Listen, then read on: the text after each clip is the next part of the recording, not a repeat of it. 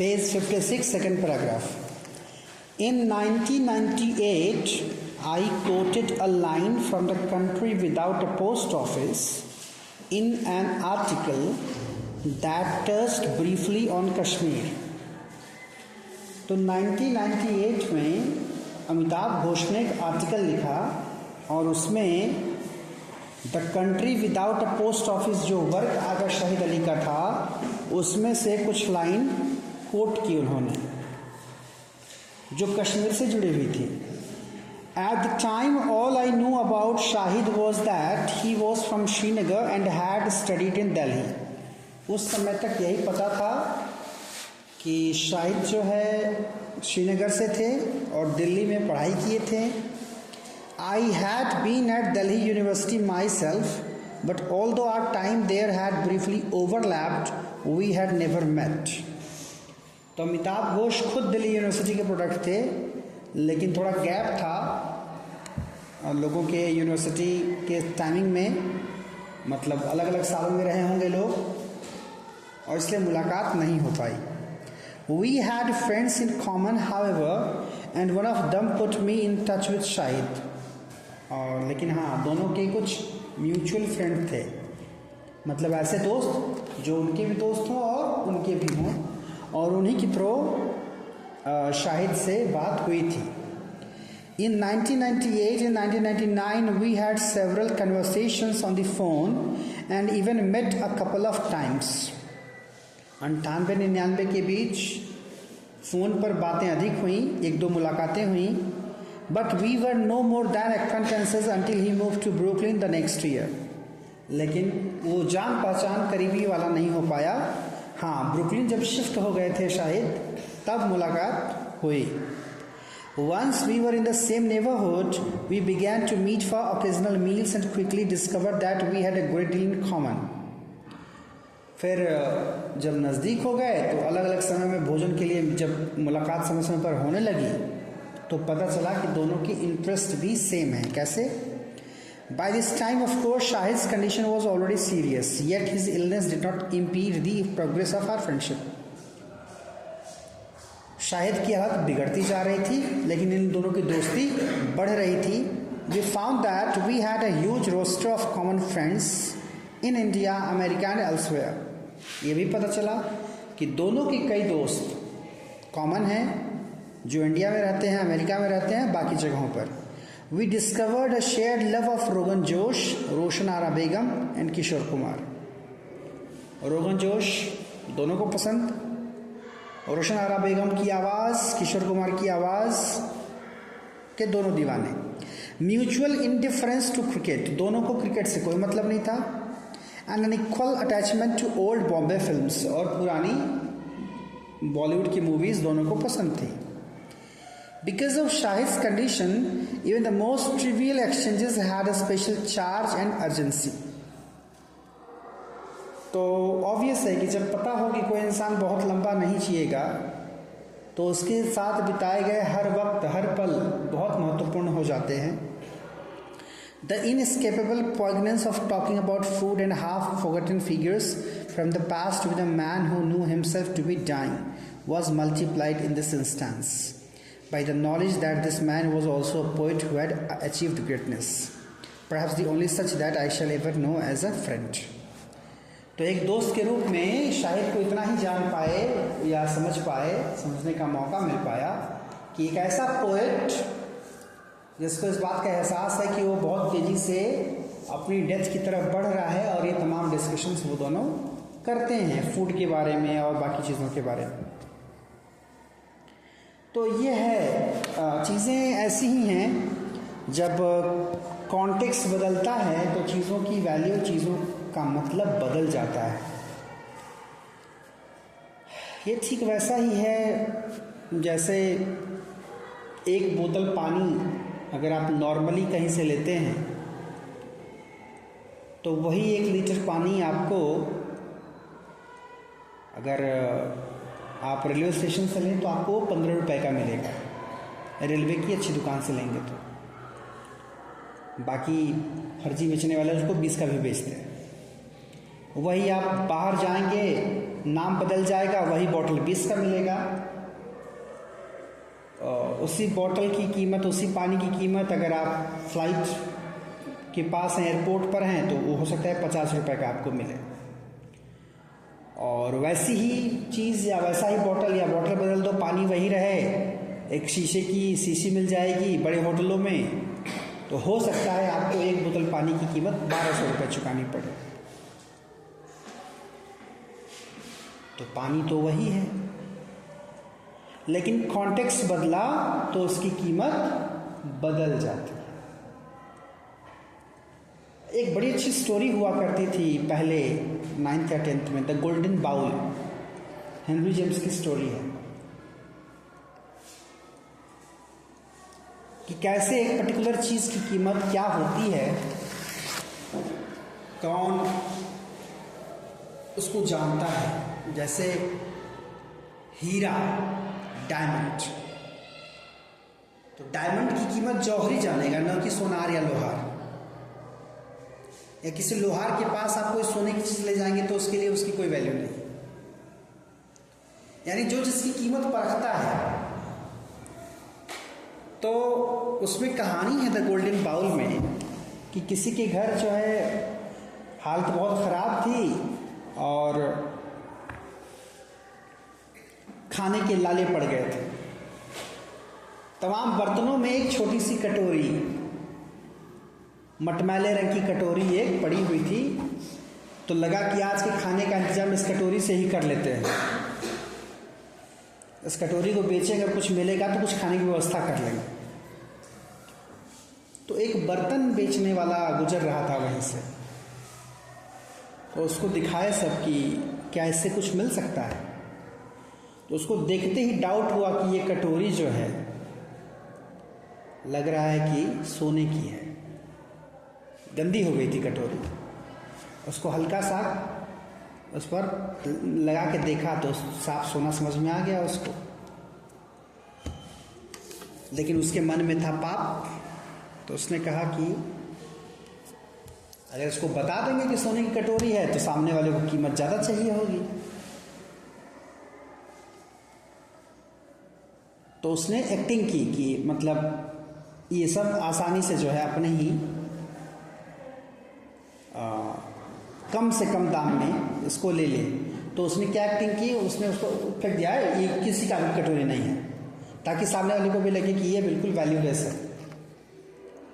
ये सोच करके कि या तो बाद में आएगा, इसे उठाए नहीं रहेंगे तो उठा के अपने ही ले जाएगा, और अगर उठा लिए रहेंगे तो बोल देंगे लाओ थोड़ा बहुत दे देते हैं तुमको कुछ। तो उसने वो काम किया, फेंक दिया उसको। संयोग से कुछ ही घंटे के भीतर कोई दूसरा बर्तन बेचने वाला आ गया। तो इन सबको फिर आशा जगी कि शायद ये कुछ दे दे पैसा इसका। जो दूसरा वाला था वो बड़ा ईमानदार आदमी था। उसने देखा, उसका वजन देखा, तो उसको समझ में आया कि तो बहुत कीमती कटोरी है, सोने की कटोरी है। तो उसने कहा देखिए आपकी इस कटोरी की जितनी कीमत है उतने पैसे तो मेरे पास अभी हैं नहीं, लेकिन फिर भी मेरे पास जितना है मैं आपको दे देता हूँ फिलहाल, अगर आप इसमें संतुष्ट हो। बाकी कुछ और बन पड़ेगा तो कभी दे दूंगा आपको। उसके पास जितने पैसे थे सारे पैसे उसने दे दिए, उसके पास जितने बर्तन थे सारे बर्तन उसने दे दिए, और फिर लेकर के कटोरी चला गया। तो खैर इस कहानी में तो ये है कि कीमत दोनों को ही पता थी, लेकिन एक धोखा देना चाहता था और दूसरे ने सच्चाई स्वीकार की, और जो उसको बन पड़ा उसने उसकी कीमत दे दी।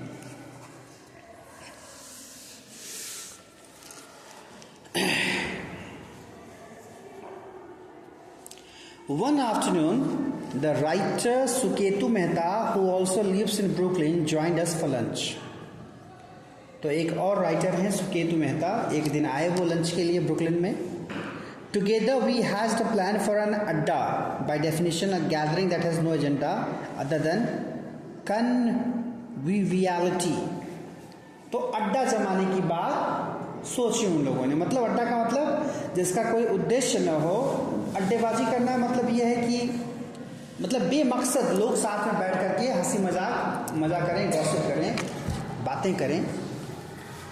Shahid was enthusiastic and began to meet regularly. From time to time other writers would join us. तो फिर ये हो गया कि इसी तरह से हम करेंगे ज्वाइन।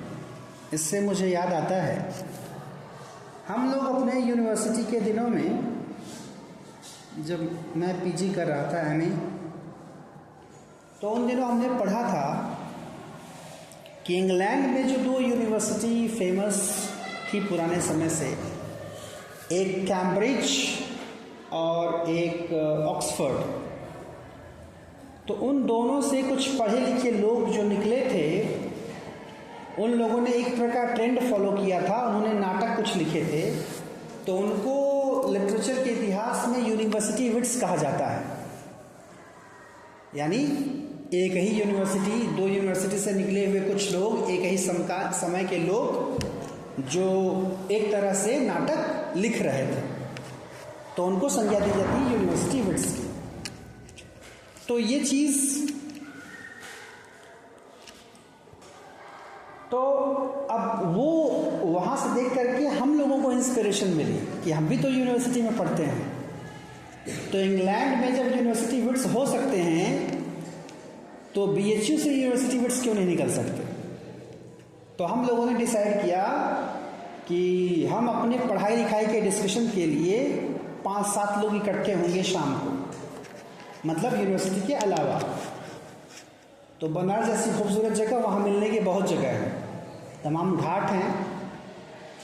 तो फिर हम लोगों ने वही अड्डा, ऐसे ही अड्डा जमाना शुरू किया था।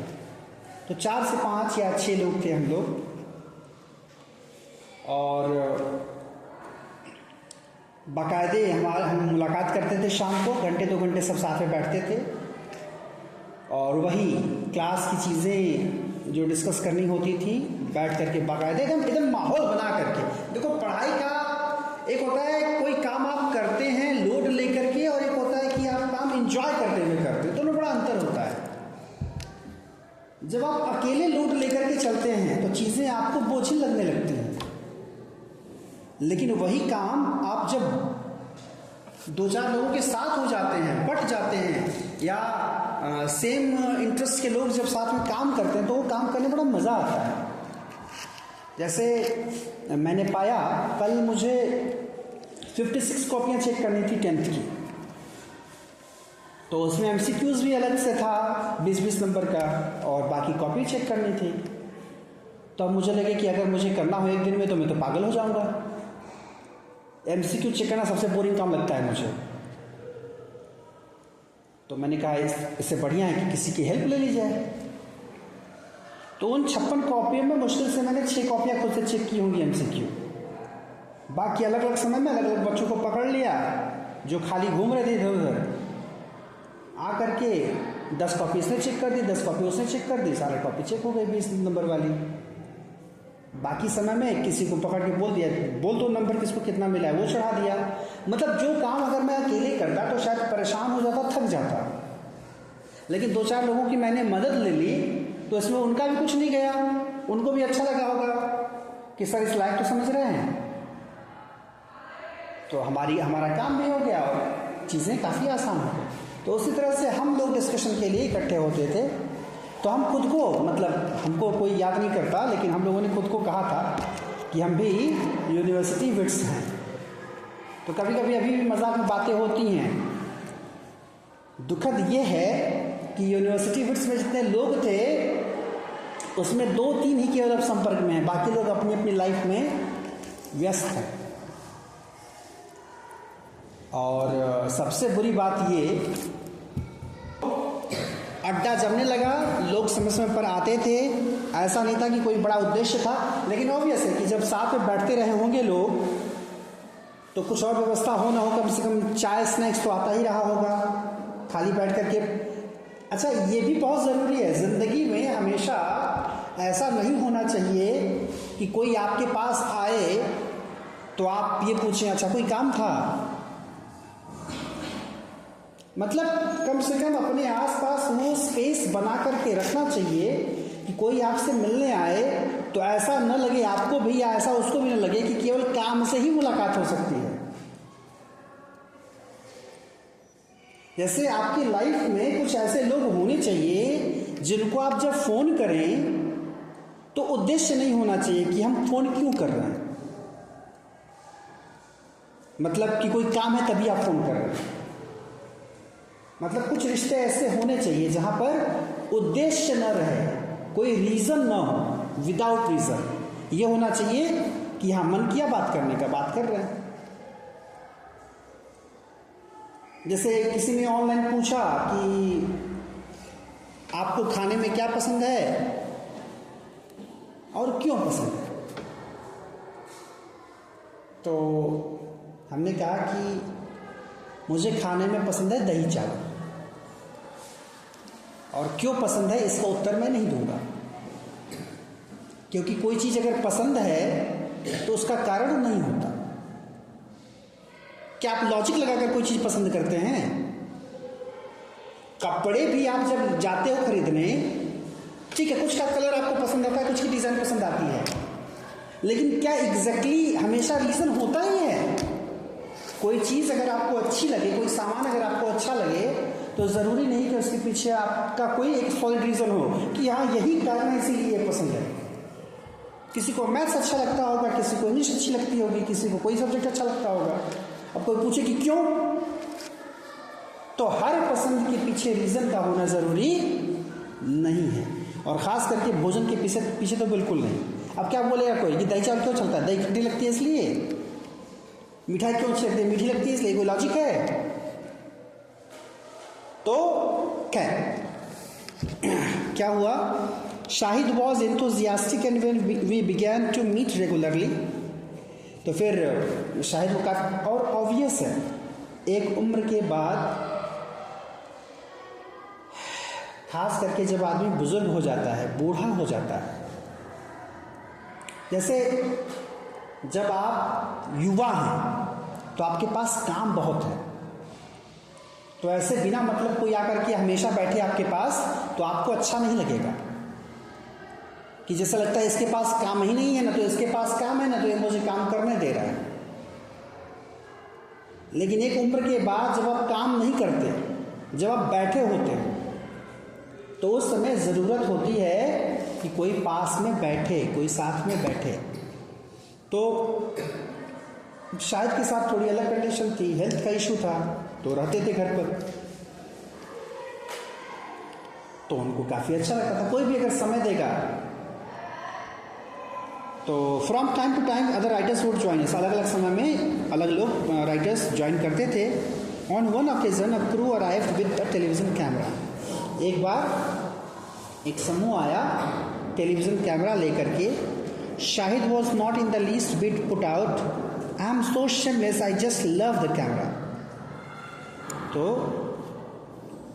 अब शाहिद अपना एक्सक्लेम कर रहे थे, देख करके कैमरा को बड़े एंथुजियास्टिक हो गए कि उनको कैमरे बहुत पसंद हैं। Shahid had a sorcerer's ability to transmute the mundane into the magical.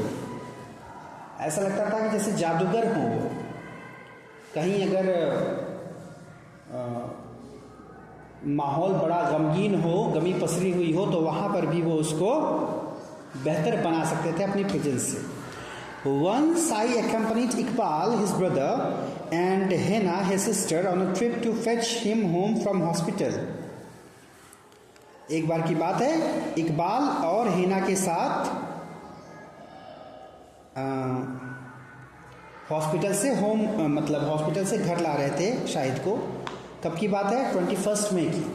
By that time he had already been through several unsuccessful operations. ये तब की बात है जब उनके कई ऑपरेशंस हो चुके थे जो कि सफल नहीं रहे। Now he was back in hospital to undergo a surgical procedure that was intended to relieve the pressure on his brain. इस बार का उद्देश्य था कि ब्रेन पर जो प्रेशर पड़ रहा है उसको कम करने के लिए उनका ऑपरेशन किया जाएगा। His head was shaved and the shape of the tumour was visible upon his bare scalp. क्या सिचुएशन रही होगी, इमेजिन करिए। दिमाग का ऑपरेशन होने जा रहा है, बाल छील दिया गया है और भीतर जो उसको चांद बोलो, टकला बोलो, जो बोलो, वहाँ से वो दिख रहा है, वो ऊपर से उस स्कैल्प से वो दिख रहा है tumour. Its edges outlined by metal sutures. When it was time to leave the ward, a blue uniformed hospital escort arrived with a wheelchair. जब उनको भीतर ले जाने की बारी आई ओटी में, ऑपरेशन थिएटर में, तो एक नीले रंग का जैसे पहनते हैं डॉक्टर्स या जो असिस्टेंट होते हैं, एक बंदा व्हील चेयर लेकर के आया एस्कॉर्ट करने। Shahid waved him away, declaring that he was strong enough to walk out of the hospital on his own. तो वो व्हील चेयर लेकर के आया, तो उसको बोले लेकर जाओ, मुझे व्हील चेयर पर नहीं जाना, मैं खुद कह रहा है कि मैं खुद चल के बाहर भी निकल सकता हूँ हॉस्पिटल के। But he was stronger than he had thought and his knees buckled after no more than a few steps. Sorry, he was a groggier then, stronger मैंने कैसे पढ़ लिया। तो मानसिक रूप से वो बंदा मजबूत था, लेकिन शरीर साथ नहीं दे रहा था। उसको भेज दिए, चलने लगे, लेकिन कुछ ही कदमों के बाद नहीं चल पाए। Iqbal went running off to bring back the wheelchair while the rest of us stood in the corridor holding him upright. तो फिर इकबाल दौड़ करके गए व्हील चेयर लाने के लिए। At that moment, leaning against the cheerless hospital wall, a kind of rapture descended on Shahid. When the hospital orderly returned with the wheelchair, Shahid gave him a beaming smile and asked where he was from. तो अब सोचो कि वो आदमी संघर्ष कर रहा है, दीवार के सहारे खड़ा है, और फिर व्हील चेयर लेकर के वो बंदा आ गया। तो जब बैठ गए तो मुस्कुराते हुए बैठे, और एक नॉर्मल तरीका होता है एक्वेंटेंस डेवलप करने का, बातचीत करने का। मैंने इसलिए तुम लोगों से कहा था कि आनंद मूवी देखना, उसमें जो पेशेंट है उसकी भी हरकत यही है। वो जिससे मिलता है पूरे खुलकर मिलता है, मुस्कुरा करके मिलता है। तो उसे पूछा कहाँ के हो, तो बताया उसने इक्वाडोर से है। The man said and Shahid clapped his hands gleefully together. Spanish, he cried at the tops of his voice. I always wanted to learn Spanish just to read Lorca. तो इक्वाडोर जब बोला तो समझ में आ गया कि स्पेनिश बोलने वाला बंदा है। तो एकदम जैसे बच्चे चिहुकते हैं या बच्चे उत्साह दिखाते हैं, उस तरह से उत्साहित हो गए। तो अपनी फीलिंग शेयर की उन्होंने। लॉर्का वर्क है कोई, क्या लिखा है? Garcia Lorca is Spain's most deeply appreciated and highly reverent poet and dramatist. Lorca जो है पोएट और ड्रामेटिस्ट का नाम है। उनको पढ़ने और समझने के लिए कह रहे हैं मैं स्पेनिश सीखना चाहता था। शाहिस gregariousness had no limit. There was never an evening when there was an party in his living room. ये थी जीवंतता। कोई ऐसा दिन नहीं होता था जब पार्टी न चल रही हो उनके लिविंग रूम पर। अभी जो कोरोना का माहौल बीता है उसमें जिनको हो जाता था, जो थोड़े सीवियर हो जाते थे, परेशान हो जाते थे, वो लोग ज़्यादातर चले जाते थे, बच नहीं पाते थे। उसका बड़ा रीज़न ये था कि वो खुद आईसीयू में है, खुद सीरियस हैं, बाकी भी सीरियस मामले ही आसपास में, कोई नॉर्मल तो रहेगा नहीं वहाँ पर। तो जब आप स्वयं सीरियस हो, बाकी हर जगह सीरियसनेस नज़र आ रही हो, उसमें भी पता चला ये बेड, इस पर कोई है, अगले सुबह देखा बेड खाली। तो बेड खाली का मतलब चले गए मॉर्चुरी में, यानी वो बंदा मर गया। तो कोई अपने बेड पर है और आसपास डेथ ही हो रही है, सोचो उसका क्या असर पड़ेगा। और खास करके वो जो माहौल था, उस माहौल में ये था कि जितनी दूरी बन सके अपनों से दूर, और एकदम वेल पैक्ड। रोगी के लिए क्या होता है? रोगी जहां पर है आसपास जीवंतता होनी चाहिए, आसपास पॉजिटिविटी होनी चाहिए, हरियाली दिखनी चाहिए, धूप आनी चाहिए, हवा आनी चाहिए समय पर। लेकिन वो सबसे खत्म कर दोगे, जब अलग कर दोगे इंसान को, तो क्या होगा? घबराहट में मर जाएगा आदमी। जैसा हमारे यहाँ स्नेक बाइट के साथ होता है। हमारे यहाँ सांप जब काटते हैं लोगों को तो सांप के जहर से बहुत कम लोग मरते हैं, ज़्यादातर लोग हार्ट अटैक से मर जाते हैं। क्लासेस में बस छोड़ रहे हैं। टाइमिंग क्या है? 1:30 से 2:10 हो ही गया समय, ठीक है।